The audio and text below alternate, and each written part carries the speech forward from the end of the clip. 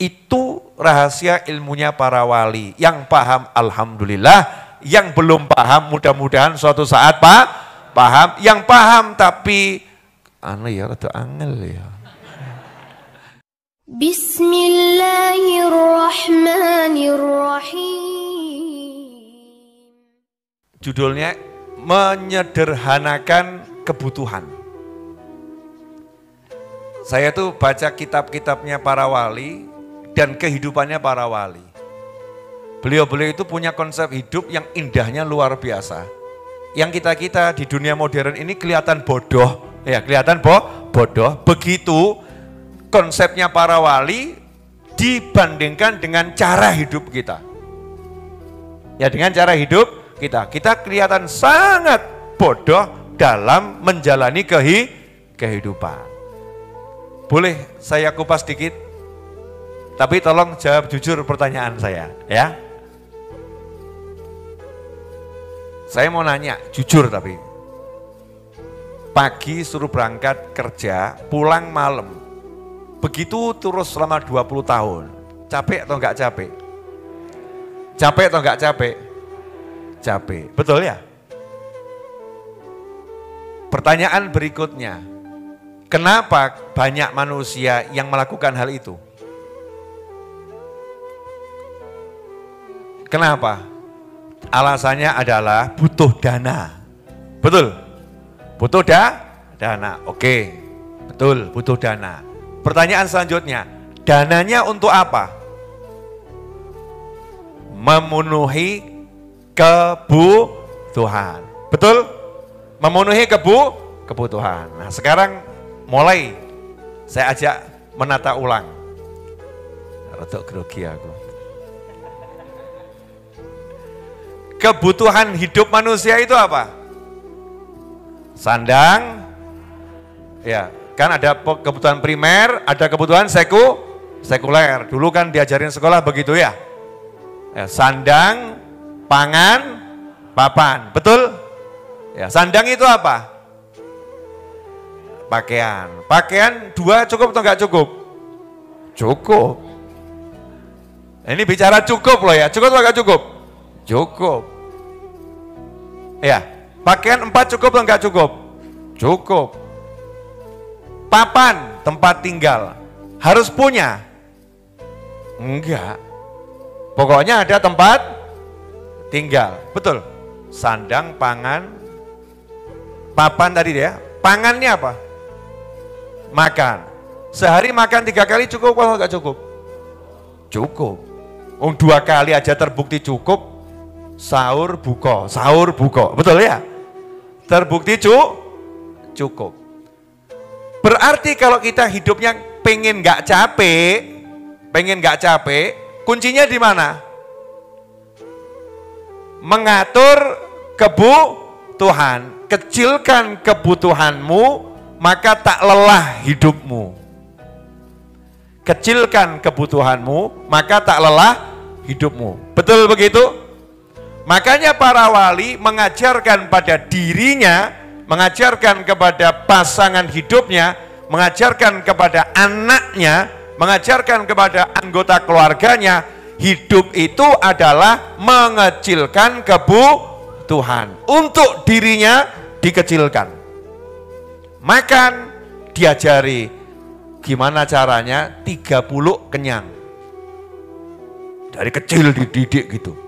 Bagaimana caranya 3 sendok kenyang. Saya dulu ketemu dengan orang yang biasa tirakat di tanah Jawa. Beliau mengatakan orang dahulu itu Habib kalau makan 1 hari cukup 1 biting nasi. Orang dulu yang tirakat 1 biting nasi. Nasi dibitingi itu ya, bukan sate. Nasi. 1 biting nasi cukup.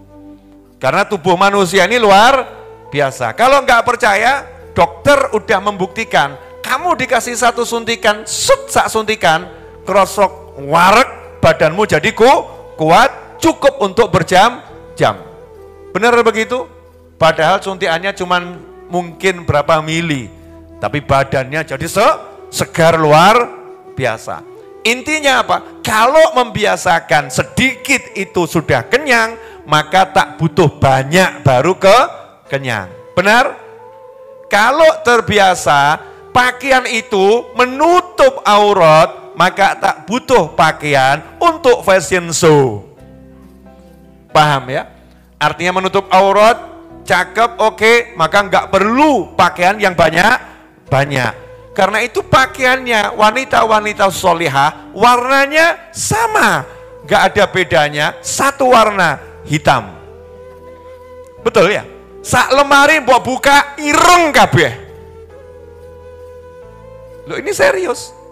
Pakaiannya orang-orang soleh, ya warnanya insya Allah hampir sama semua. Satu lemari kamu buka warnanya putih semua.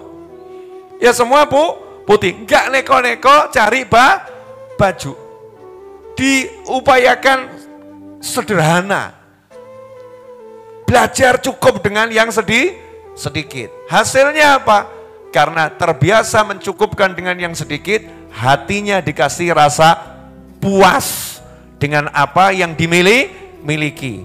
Puas dengan yang dimiliki itu namanya qanaah dalam bahasa syariat. Orangnya qani, orangnya bisa qanaah karena puas dengan yang dimiliki.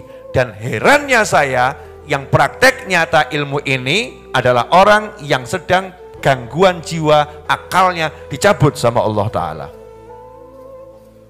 Betul ya? Orang gila. Dan para aulia, orang-orang soleh, para wali. Sehingga kita ketemu dengan orang-orang soleh, para wali, itu enggak pernah bingung cari duit. Kenapa? Lah yang ada sudah turah. Yang ada sudah melebihi batas kebutuhan dirinya. Sehingga dia enggak capek, nyantai hidupnya. Waktunya jadi tersisa sangat banyak dan itu digunakan untuk hidup.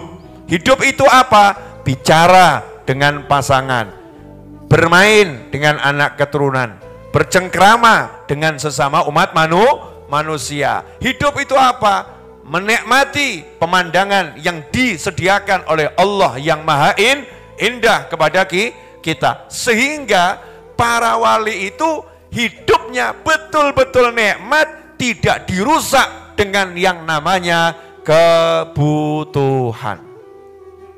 Dan Allah udah punya satu aturan, siapa yang merasa cukup dengan sedikit yang diberi, maka Allah akan memberi dia lebih banyak lagi. Sampai di sini paham? Berarti selama ini konsep hidup kita benar atau salah? Salah ya? Jadi capek atau enggak capek? Capek. Makan nasi putih pakai garam sudah bisa kenyang, enak. Kita harus buat konsep makan harus pakai telur dadar, terus pakai sambal, terus pakai.